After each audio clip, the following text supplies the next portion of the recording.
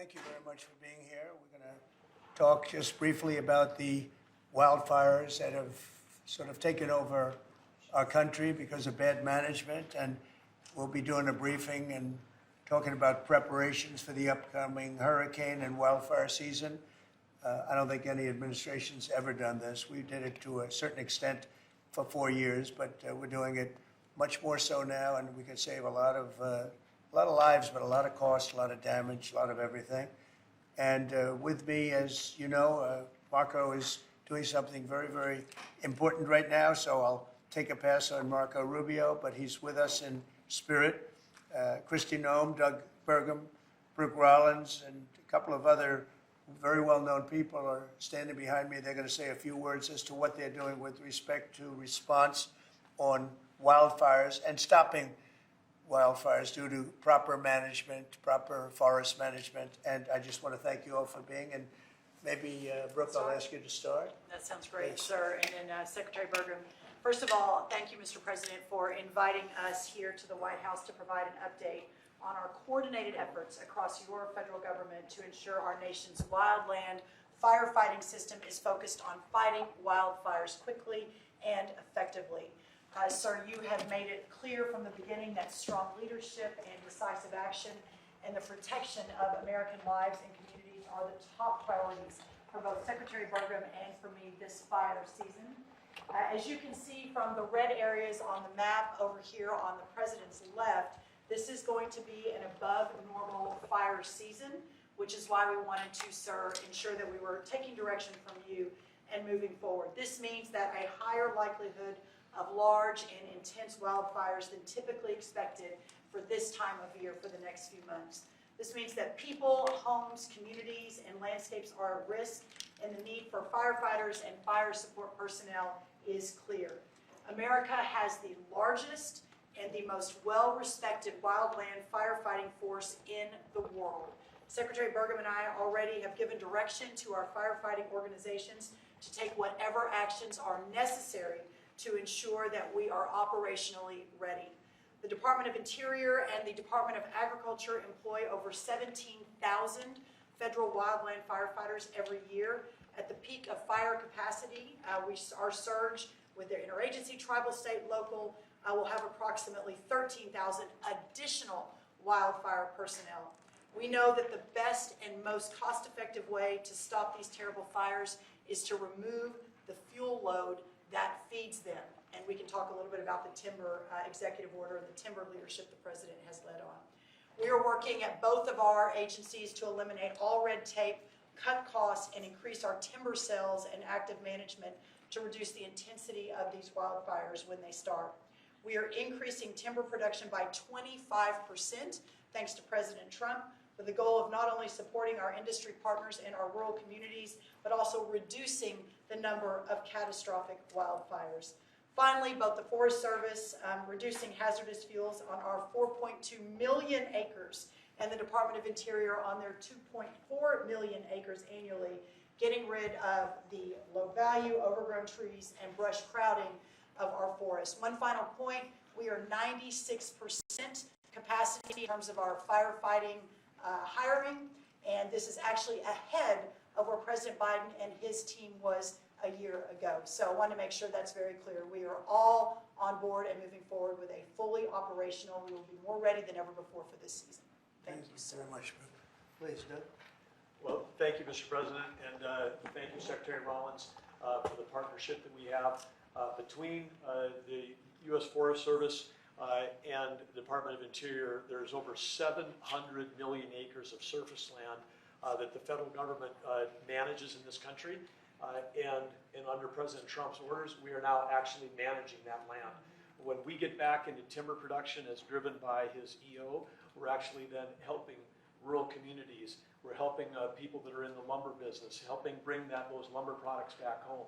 As we stepped away from this industry, President Trump is now bringing it back, and we, as a nation, we're now, before President Trump backing up, we were burning more timber than we were harvesting in this country. When we spend $1 on prevention, we save hundreds of dollars on the back end on firefighting. This is going to save Americans dollars when we're out there preventing fires and stopping fires when they begin versus letting these fires become huge and then causing the destruction we have. With the growth of our country around urban areas, there's been a 30% growth of what's called the wildlands and urban interface. When this happens, people start building homes, like the tragedy that President Trump visited in California where so many people lost their lives, but this is where we're essentially creating cities in the middle of forests, but not doing the forest management and creating that deadly fire load out of there. But now we intermix communities with above ground power lines. This can lead to dangerous situations. So President Trump committed to us doing fire management. We'll reduce that fire load. In addition to that, there's a proposal, which Russ has included in the President's OMB budget for the unification, because between Secretary Rollins and the U.S. Forest Service across Interior, we have 4 different firefighting groups across U.S.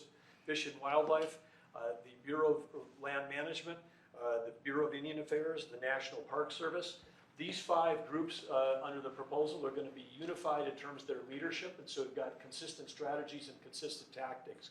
But then when we have these thousands of people that are out there fighting fires and putting their lives at work to protect our communities, we also have to step up, as President Trump knows with our military.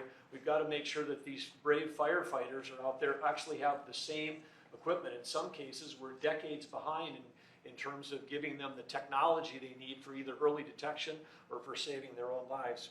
We've got some great examples of where we have good collaboration going between the federal government in Alaska, the state of Alaska, for example, and then also at the National Interagency Fire Center in Idaho, where we are already coordinating. Brooke and I have already held a joint briefing with the fire leaders about this fire season.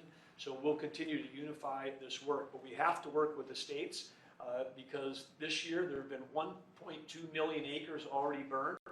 Only 25% of that's been on federal. The other 75% has been on state lands or private lands. And so together we have to work to protect America's resources. And under President Trump's leadership, we've got the guidance through the EOs to make that happen. Thank you very much, Doug. He's doing a great job.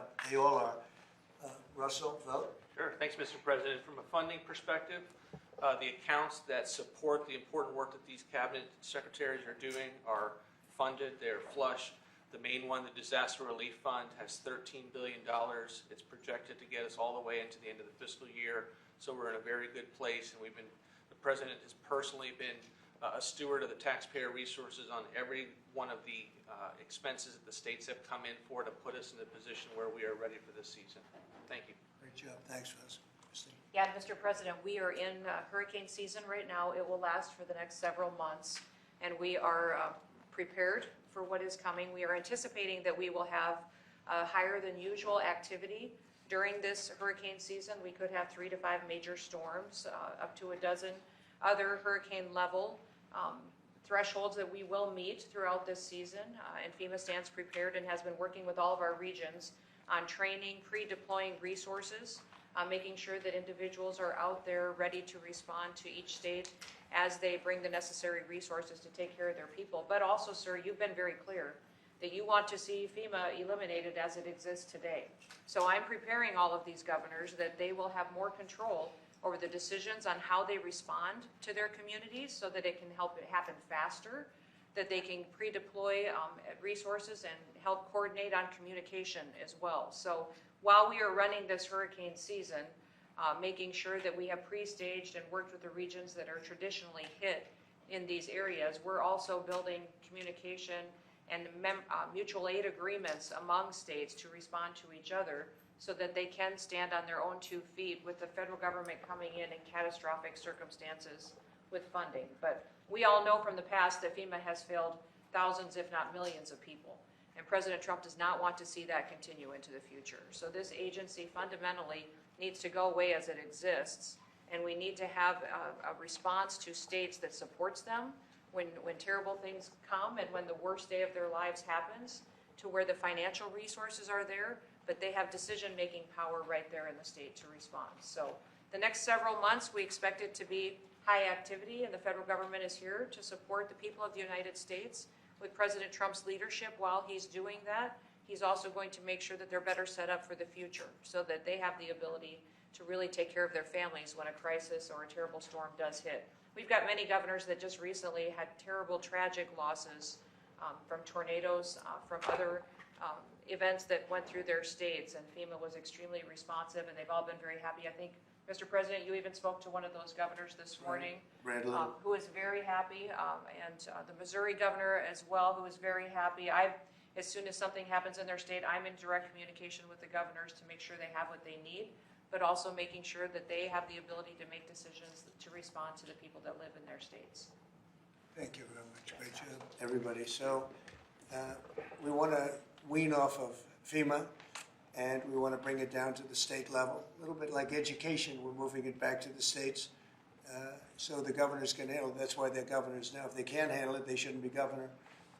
But these governors can handle it, and they'll work in conjunction with other governors. They'll give each other a hand. But the FEMA thing has not been a very successful experiment. Very, very expensive, and it doesn't get the job done. You saw what happened in North Carolina under the past administration. And when we got in, we did a great job for North Carolina, brought it back, but it was a disaster, FEMA. And it has not worked out well. It's extremely expensive. And again, when you have a tornado or a hurricane or you have a problem of any kind in a state, that's what you have governors for. They're supposed to fix those problems. And it's much more local, and they'll develop a system, and I think it'll be a great system. And also when it comes to forest fires. So for years, I've been meeting with heads of other countries, and they are forest countries. They call themselves forest, Austria and others. And they say, we're a forest nation. We live in a forest, and they don't have forest fires. And in one case, he said, you know, our trees are much more flammable than California, but we don't have forest fires because we clean the floor, we sweep the floor of leaves, of dead debris, of trees that fall, because after 18 months, a tree is like it's like tinder wood, and it goes up, it virtually explodes. Well, we don't take the trees out. California is a disaster, what they've done in California. They don't do anything. And if you did, you almost would not have forest fires. And you could say in theory, you shouldn't have any forest fires. And we spend billions and billions of dollars a year because people don't clean the forests. And we're going to clean the forests. We're going to start cleaning them. We're going to get rid of dead wood. The environmentalists say, oh no, let it regenerate. It doesn't regenerate. It just sits there and it usually catches fire. And we're going to have a whole new system, and it's called forest management. And if you look at some of these countries in Europe and other places that literally live in forests, very flammable forests, and they don't have problems. And they call me, they don't even know how it's possible that we can have the fires that we have. And the people behind me know that very well, and we're going to start working on that system. And we're going to save a lot of trees. We're also going to cut down trees and replant new trees. And that whole industry is going to be growing because we don't need the help of anybody. We have just about more, or as much, but more than almost anybody else in terms of lumber and wood. So we're going to be doing some great work having to do with forest fires. It's going to start effective, really it started a few months ago, and it's forest management. And Doug, I think you're really the head of that. Interiors, I guess you're the largest landlord perhaps anywhere in the world, I understand. That's a nice position.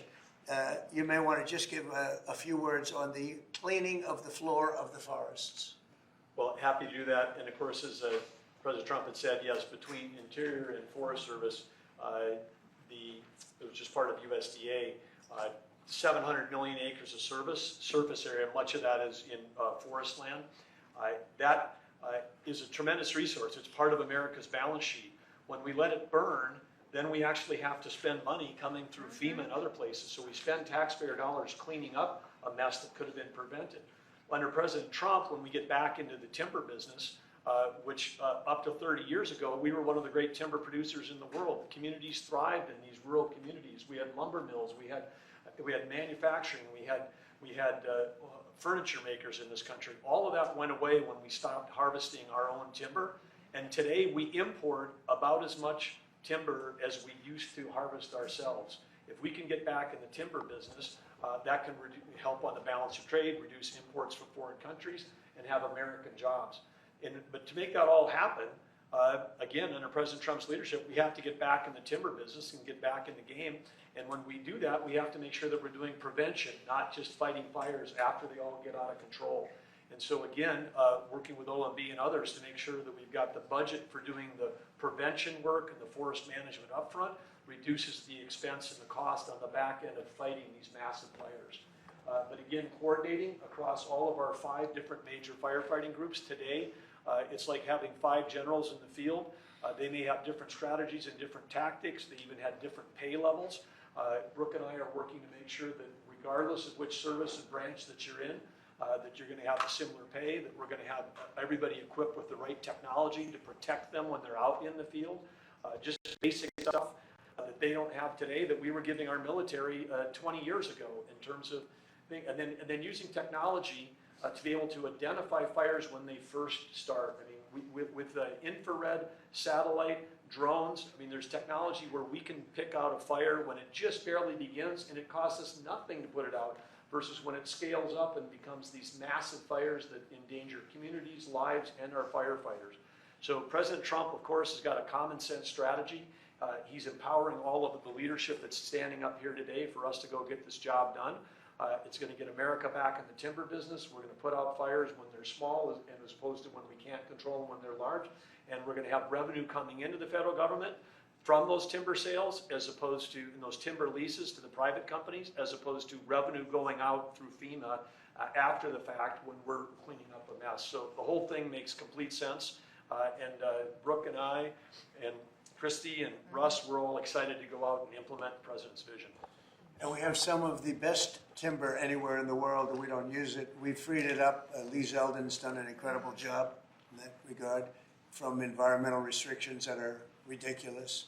And a lot of it's been freed up. The rest of it's being freed up. Some areas will continue to protect, but we're going to be freeing up most of it. And again, we have some of the best in the world. And when I hear you say that we lost more in fires than we produce is so crazy, because we shouldn't lose very much at all. I mean, I could say we shouldn't lose any if it was perfect, but it should not be ever like what we've seen. We're sending billions of dollars to California all the time because obviously in California they are not doing a good job in any way, shape, or form, any other thing either. So with that, I'm heading to Fort Bragg right now. I think the helicopter's landing as we speak. But if you want, we'll take a few questions. Mr. President, will you invoke the Insurrection Act to deal with the situation in California? If there's an insurrection, I would certainly invoke it. We'll see. But I can tell you last night was terrible. The night before that was terrible. We have, as you've seen, it was on most of your networks, people with big, heavy hammers pounding the concrete and pounding curbs, pounding it, breaking up, and handing these big chunks of concrete to people. And they were taking that concrete, going up on bridges and dropping it into the roof of a car. They were throwing it at our police. They were throwing it at our soldiers that are there. And we got it stopped, and we have them in custody right now. Look, if we didn't get involved, right now, Los Angeles would be burning, just like it was burning a number of months ago with all the houses that were lost. Los Angeles right now would be on fire, and we have it in great shape. We're not playing around. How will you determine whether or not there is an insurrection? Well, And you'll then take a also- look at what's happening. I mean, I could tell you there were certain areas of Los Angeles that you could have called it an insurrection. It was terrible. But these are paid insurrectionists. These are paid troublemakers. They get money. And when you take a look at what they do, where they show up and everyone's saying, what's he doing? He's pounding the curbs. This one guy's pounding the curb, breaking the curb, and handing big pieces of granite. In some cases, it's granite and concrete to other people. And they're running out with it. And then we watch the other people, and they try and throw it into the face of the soldiers, throw it into the face of the police, and they hurt some people very badly. They go up on bridges, they drop it down on the cars as the cars are moving. They're not breaking the curb because they're doing a demolition service. They're breaking it to hand out to people as a weapon. It's bad stuff. I've never seen that before. Mr. President, how soon do you want to see FEMA eliminated? And what's your message to the governors about how much more of an expense is going to fall to states? Yeah, well, it's not going to be so much the states. We're going to give out less money. We're going to give it out directly. It'll be from the president's office. We'll have somebody here. Could be Homeland Security, but we're going to give it out through a method where it's given out. As an example, I just gave out $71 million to a certain state. They were looking to do about 120. They were very happy with the 71 million. We did a little cutting, and they were very happy with it. So we're going to do it much differently. We think after this, Christy, I'd say after the hurricane season, we'll Yes, start sir. You phasing set it up out. a FEMA council over the next couple of months. We'll be working on reforms and what FEMA will look like in the future as a different agency, as under the Department of Homeland Security to the President's vision. And it will empower governors to go out and respond to emergency situations. And that what the President does best is to make sure that the taxpayers are only fulfilling the need to which is appropriate, and that people are responsible to respond to their own people closest to home. So If it's a certain state, as an example, gets hit by a hurricane or tornado, that's what a governor, a governor should be able to handle it. And frankly, if they can handle it, the aftermath, then maybe they shouldn't be governor. And Mr. President, when is the last time you spoke with Governor Newsom? A day ago. Called him up to tell him, got to do a better job. He's doing a bad job, causing a lot of death and a lot of potential death. If we didn't send out the National Guard, and last time we gave him a little additional help, you would have, Los Angeles would be burning right now. Los Angeles would be not a lot different than what you saw take place in California and Los Angeles just a little while ago. And, you got to remember, we have the Olympics coming. And we don't want people looking at Los Angeles like it would have been. It would have been bad. Last night, they had total control.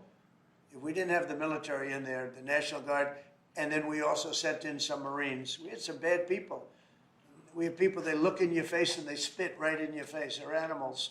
And these are paid insurrectionists. These are paid troublemakers. They're agitators. They're paid. Do you think somebody walks up to a curb and starts hammering pieces out, has all the equipment necessary, and starts handing it out to people to use as a weapon? These are paid insurrectionists or agitators or troublemakers. You can call it whatever you want. And we ended it, and we have in custody some very bad people. Some very bad people. Mr. President. Did you see the guy throwing the rocks at the police cars as they went by and crushing their windows and endangering our police? We're not going to let that happen, Pardon me, Mr. President, on those Marines, Governor Newsom has described them as political pawns. I'm curious for your reaction to that and what you see as the Marines' role and what are their rules of engagement? All I want is safety. I just want a safe area. Los Angeles was under siege until we got there. The police were unable to handle it. You could speak to the chief. He said it on television 3 nights ago. He said, this is more than we can handle. They said that. And the LA police, I know a lot of the police in LA, they're great people, but they're given instructions not to do this, not to do that. But in this case, they were trying their best. They were not able to handle it. It was out of control. When we got there, and you have to remember, I've been here before, and I went right by every rule, and I waited for governors to say, send in the National Guard. They wouldn't do it. They wouldn't do it, and they just wouldn't do it. It kept going on and on. Got worse and worse. And in Minneapolis, that city was burning down 7 days. And I said, I don't care. The governor, who's a governor that just happened to be running for vice president, you talk about an incompetent governor. He's an incompetent person. That he was picked. Well, I was actually very happy he was picked for other reasons. But this guy wouldn't call the National Guard. And we ultimately just sent in the National Guard. We stopped it. But that was after 7 days. And I said to myself, if that stuff happens again, we've got to make faster decisions because they don't want to do it. The radical left, it's usually radical left, and it's usually governors that are Democrat, and they don't want to call them in. They don't want to save lives. They don't want to save property. They don't want to call them in. I don't know what it is. We sent them in, not early, we sent them in late as far as I'm concerned. But big problems, as you know, 3 nights ago, big problems were ensuing. If we didn't send in the National Guard quickly, right now, Los Angeles would be burning to the ground. The Marines is, a lot of people think, an escalatory step, though. These are guys who fight wars. Are you at all concerned that things could get out of hand with Marines when I see in people American City?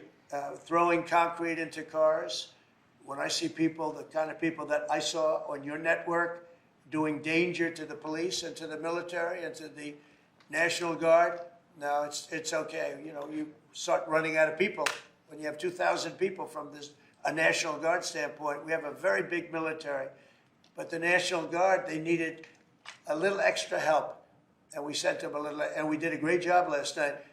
We had, well, you got a lot of cars go up in smoke and flame, and a lot of bad scenes, but it was pretty minor by comparison. This morning it's very calm.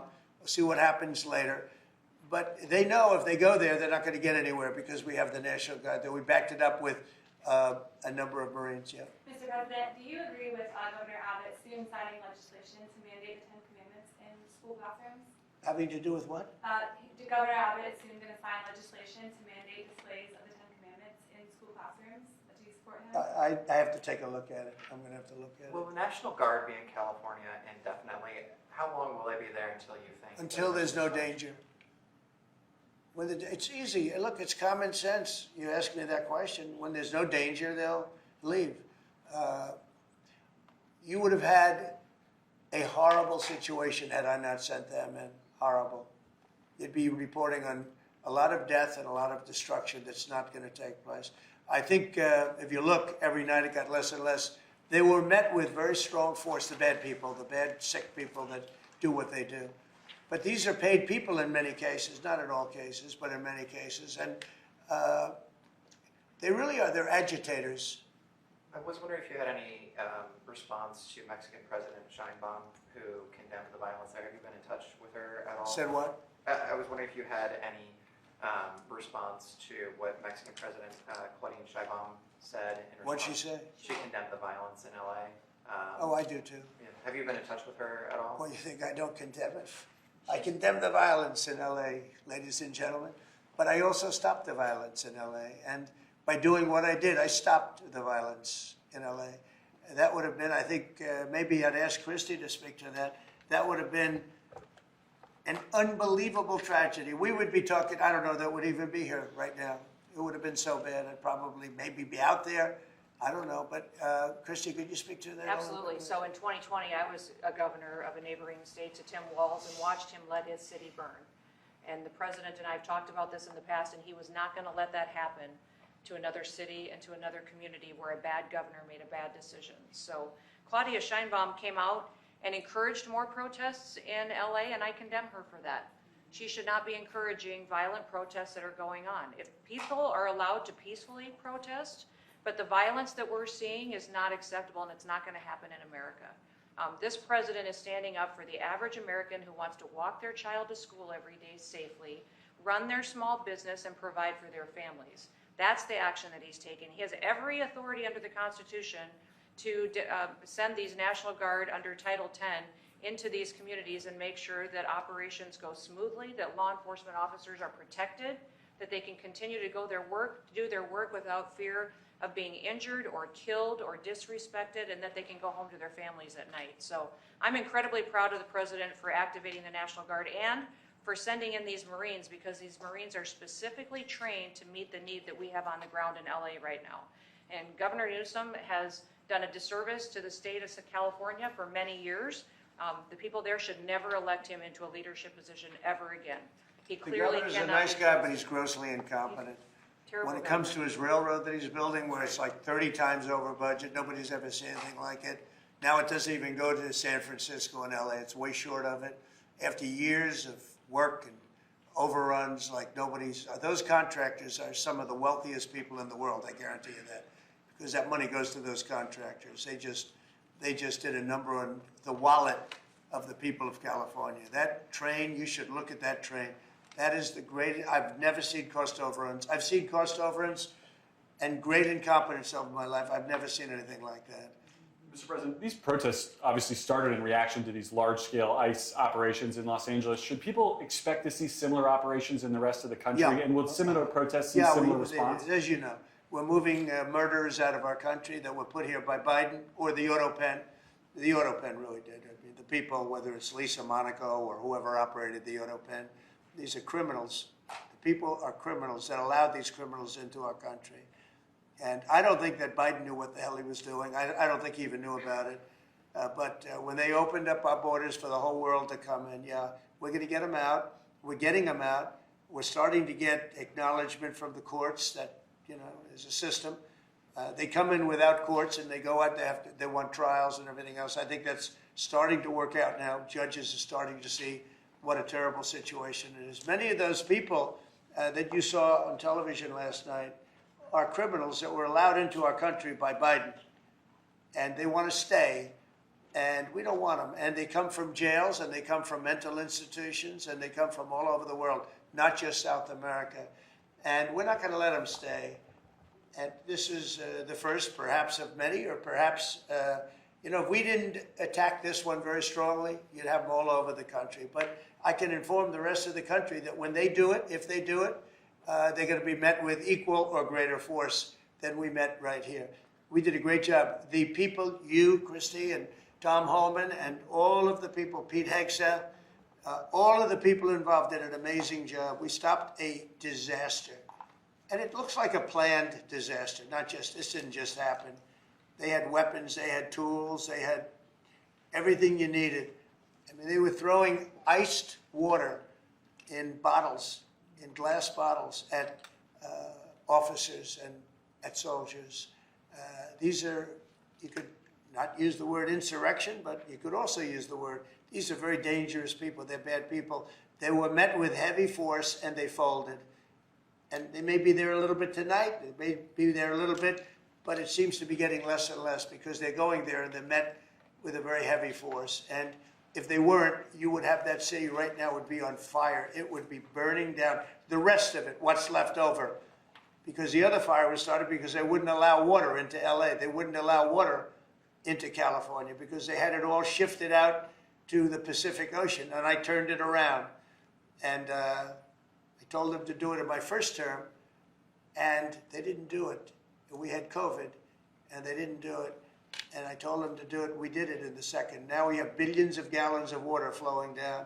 But Newsom should have done this. He's an incompetent man and incompetent governor. Okay, any other questions? Mr. President, do you have any message to adversaries as the Army kicks off 250-year birthday celebration? I just think it's amazing. We're going to have a fantastic June 14th parade, Flag Day. It's going to be an amazing day. We have tanks, we have planes, we have all sorts of things. And I think it's going to be great. We're going to celebrate our country for a change. You know, recently, as you know, with World War II, the victory of World War II, I called up France and they were celebrating the victory. Well, we helped them a lot, as you know. I don't have to get into that.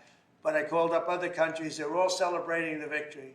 We're the only country that didn't celebrate the victory. And we're the one that won the war. Okay, if it wasn't for us, that war, you would be speaking German right now, okay? We won the war, and you might be speaking Japanese too. I mean, you might be speaking a combination of both. We won the war, and we're the only country that didn't celebrate it. And we're going to be celebrating big on Saturday. We're going to have a lot of, and if there's any protester who wants to come out, they will be met with very big force. By the way, for those people that want to protest, they're going to be met with very big force. And I haven't even heard about a protest, but, you know, this is people that hate our country, but they will be met with very heavy force. Mr. President, one last Thank you question very on much, California. everybody. Thank you, press. Thank you. Thank you, press. Let's